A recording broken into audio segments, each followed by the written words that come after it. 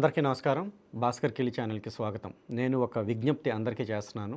అదేంటంటే మనందరికీ తెలుసు మనకి హైందవి స్వరాజ్ అనే ఇంకొక ఛానల్ కూడా ఉంది అని.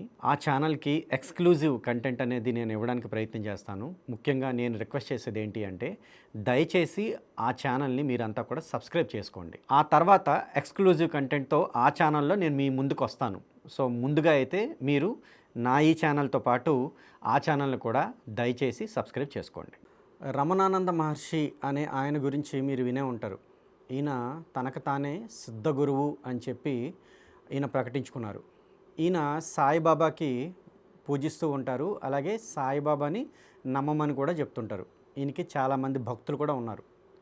సరే, ఇదంతా ఒక ఎత్తు అయితే ఈయన్ని ఎవరైనా ఏదైనా ఒక చిన్న విమర్శ చేసినా వాళ్ళ మీద పోలీస్ స్టేషన్లో కేసులు వేయడం కానీ, లేకపోతే వాళ్ళ భక్తులంతా కూడా ఎవరైతే విమర్శ చేశారో వాళ్ళ మీద విరుచుకుపడడం కానీ జనరల్గా చేస్తూ ఉంటారు. ఉదాహరణకి ఇప్పుడు మన లలిత్ ఏదో ఒక చిన్న వీడియో ఆయన మీద పెట్టగానే వరుస పెట్టి వాళ్ళ తాలూకు భక్తులంతా కూడా లలిత్ని తిడుతూ వాళ్ళంతా కూడా వీడియోలు చేస్తూ ఉన్నారు. అయితే ఇక్కడ నాకు అర్థం కానిది ఏంటంటే ఈయన సిద్ధ గురువు అని పిలిపించుకుంటున్నారు. మరి ఒక చిన్న విమర్శను కూడా ఈయన భరించలేరా అని ఒక డౌట్ వస్తుంది. ఇలాంటి మామూలు జనాలకు ఉండే వికృతమైన రూపాలు ఉంటాయి చూసారా, అంటే కోపం కానీ లేకపోతే మోహం కానీ ఇలాంటివి అరిషడ్ వర్గాలు అంటారు. మరి అలాంటివి సద్గురువు అనే వాళ్ళకి కూడా ఉంటాయా? వాళ్ళు చిన్న విమర్శ కూడా సహించలేరా అనే ఒక డౌట్ వస్తుంది. ఇంతకీ నేను ఆయన గురించి ఎందుకు మాట్లాడుతున్నాను అంటే అది నా టాపిక్కి రిలేటెడ్గా ఉంది కనుక నేను మాట్లాడుతున్నాను. ఆయన ఈ మధ్య ఒక వీడియో చేశారు. ఆ వీడియోలో ఆయన ఏం చెప్తున్నారు అంటే సాయిబాబా మీద కొంతమంది పోరాటం చేస్తున్నారు. వాళ్ళు ఎందుకు పోరాటం చేస్తున్నారు అంటే తిరుపతి ఎలా అయితే ఫేమస్సో అలానే షిరిడీ కూడా ఫేమస్ అయింది. ఏమో మేబీ షిరిడీ కూడా తిరుపతిని దాటిపోవచ్చు అని ఆయన చెప్తున్నారు. అంటే అలా దాటిపోవడం ఆయనకి చాలా సంతోషకరంగా ఉంది అని నాకు అనిపించింది. సరే, దాటిపోయేదైతే నిజంగానే దాటిపోద్ది, దానికి ఎవరు చేయగలిగేదేం లేదు. అయితే అది కాకుండా ఆయన ఏమన్నారు అంటే వీళ్ళు పోరాటం చేయడానికి గల కారణం ఏంటి అంటే క్రోధం లేకపోతే అసూయ ఏవో అని చెప్పారు. అయితే నాకు ఇక్కడ అర్థం కాని విషయం ఏంటంటే ఒక చిన్న విషయంపై ఆయన్ని ఎవరైనా ఏదైనా అంటే కేసులు వేయడం లేకపోతే వాళ్ళ తాలూకు భక్తుల చేత తిట్టించడం చేసే ఈయన గారు, ఇప్పుడు ఈ సద్గురు అని పిలిపించుకునే ఆయన, మరి సాయిబాబా మీద మేము ఏదైతే చేస్తున్నామో దాంట్లో నిజాలు తెలుసుకోకుండా మరి ఇలా ఆయన అడగడం కానీ నోరు పారేసుకోవడం కానీ ఎంతవరకు కరెక్ట్?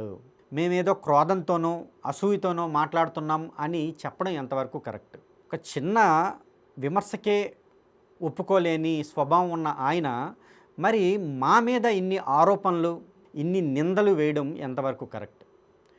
నేను ఇక్కడ చెప్పేది ఒక్కటే, రమణానంద్ గారికి ఒక మాట నేను చెప్తున్నాను.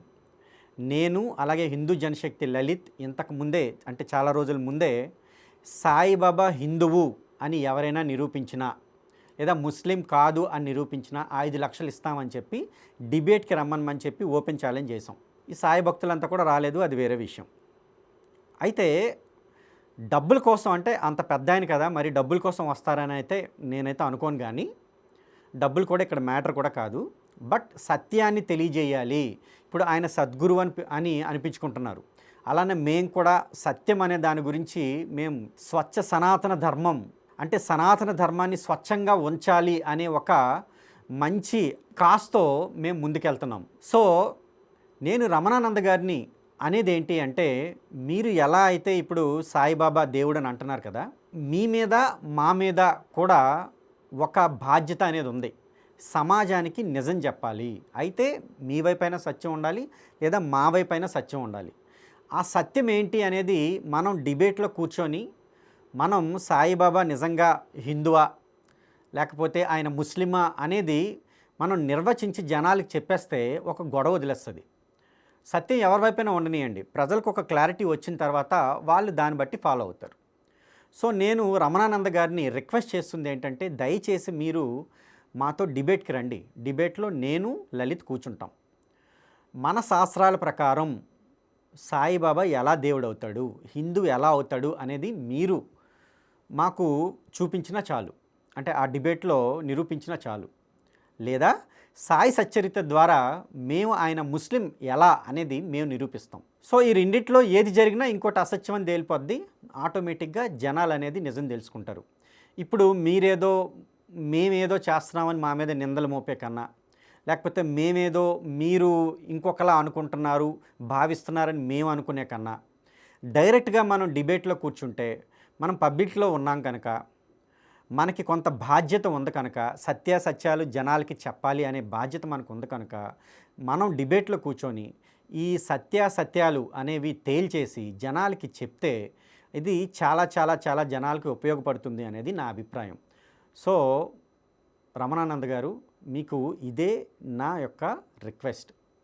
దయచేసి మీరు డిబేట్కి వస్తాను అని చెప్పి మీరు వీడియో ద్వారా తెలియజేస్తే, ఆ తర్వాత నేను లలిత్ కూర్చొని మనం అందరం కూడా డిబేట్ తాలూకు నియమ నిబంధనలు ఒకసారి ముందు మనం మాట్లాడేసుకొని అవి ఖరారు చేసుకున్న తర్వాత డిబేట్కి వెళ్ళిపోదాం.